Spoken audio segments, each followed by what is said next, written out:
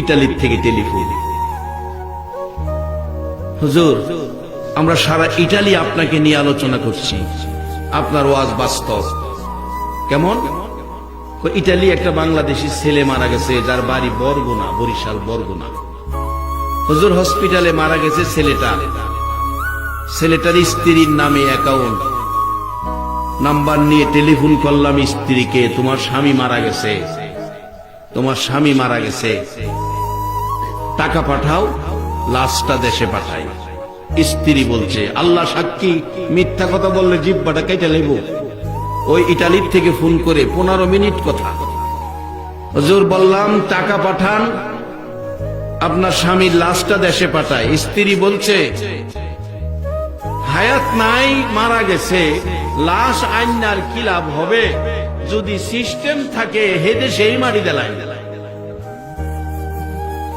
ঢাকা উত্তরা বাড়ি করছে, স্ত্রী উত্তরা থাকে।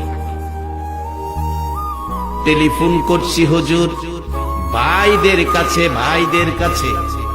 ভাইয়েরা ভাই মারা গেছে, খবর শুনে কাঁদতে শুরু করছে। ডাকতেছে, ভাইরা, ভাই তো টাকা রোজগার করে, আমরা 10 টাকাও দেয় নাই, স্ত্রীর নামে অ্যাকাউন্ট, আমরা 10 টাকাও পাই নাই, আমরা গরিব মানুষ। তোমাদের কাছে অনুরোধ করি, আমার ভাইয়ের লাশটা তোমরা পাঠাইয়া দাও। মার কাছে টেলিফোন করলো, আপনার ছেলে মারা গেছে। এই খবর টেলিফোন দেওয়ার আগেই ছেলে মারা যাওয়ার সাথে সাথে বলুন মার কাছে খবর আইছে কিনা। মা বিছানায় শুয়া রে মা কান্দে। আশপড়শি মানুষগুলো জড়ো হইছে, প্রশ্ন করে জিজ্ঞেস করে, কেন কান্দেন?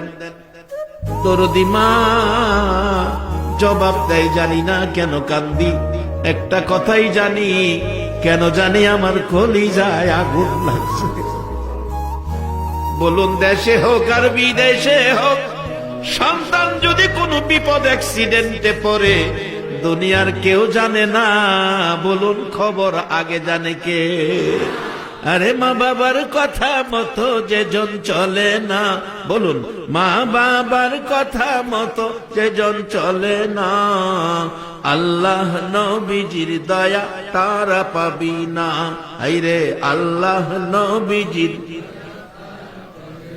মা বাবাকে দুঃখ দিলে নামাজ রোজা যাই বিফলে, মা বাবাকে দুঃখ দিলে নামাজ রোজা যাই বিফলে, মার কলিজায় আঘাত দিলে খোদা সহে না, মার কলিজায় আঘাত দিলে খোদা সহে না, আল্লাহ নবীজির দয়া তারা পাবি না।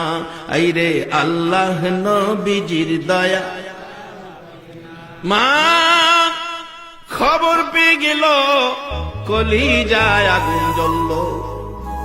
টেলিফোন করছে ছেলেটা মার কাছে, শোনা যায় মা বিনায়া কান্দে। ছেলেটা বলেন, হুজুর প্রশ্ন করলাম, কাঁদতেছেন কেন? একটা খবর শোনানোর জন্য টেলিফোন করেছি। মা জবাব দিচ্ছে, কি খবর শোনাইবি রে? খবরের আগেই দিয়ে আমার কলিজায় আগুন জ্বলতেছে। খবর শোনার আগে যার কলিজায় আগুন জ্বলে গো, বলুন এই মানুষটাকে। এই মা বাবারে যদি কেউ মশা কামড় দেওয়ার ব্যথা দিয়া থাকো, মনে রেখো নামাজ রোজাই তোমার কাজ হবে না। বহুত নামাজি রোজাদার আমলদার জাহান্নামে যাইব, কোরআন বলছে। আমিলাতুন নাসিবাতুন তাসলা নারান হামিয়া। মা ডাকতেছে, এরে বাবা, আমি তো কান্না থামাইতে পারতেছি না, টেলিফোন করে কি বলবি বল। মাগো, আপনার ছেলে মারা গেছে, এবার বলুন মার কান্না বাড়ছে না কমছে? তাই তো কবি বলছে, মায়ের কান্দন যাবজ্জীবন, 2-4 মাস বনের কান্দন রে, ঘরের পরিবারের কান্দন কয়েকদিন পর থাকে না।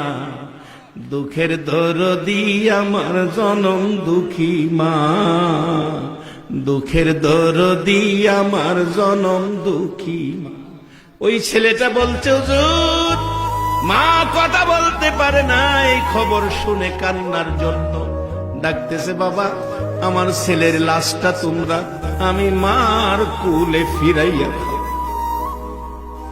যেইভাবে ছোটকালে প্রস্রাব পায়খানা করছে, নাকে দুর্গন্ধ লাগে নাই, আমি মা আমার ছেলের মৃত লাশটা পৌঁছাইয়া দাও, আমি এই দুর্গন্ধযুক্ত লাশটা আমি মা কোলে লইয়া কলিজা ঠান্ডা করব।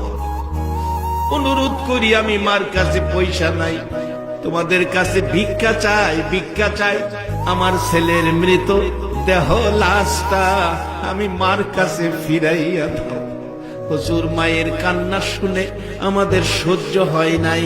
আমরা বাংলাদেশিরা সকলে মিলে মসজিদ আছে, মসজিদ থেকে কালেকশন করে লাশটা বাড়িতে পাঠাইছি। আজকে 22 তারিখ, আজকে সেই লাশটা বাংলাদেশে আসার কথা। বলছে 22 তারিখে হুজুর লাশটা বাংলাদেশে যাবে, আজকে সেই লাশ বাংলাদেশে আসবে। বাজান স্ত্রী কই, সুযোগ থাকলে সিস্টেম থাকলে এই দেশে মারি দিলাম। আর ভাইয়েরা কান্দে, টাকা নাই কি দিয়ে আনবো? মা বলছে ভিক্ষা চাই, আমার ছেলের লাশটা ফিরাইয়া দাও। এই মারে যদি 3 টুকরা করা হয়, বলুন এই জাতীয় উম্মতের সুপারিশ আমার নবী করবে কিনা?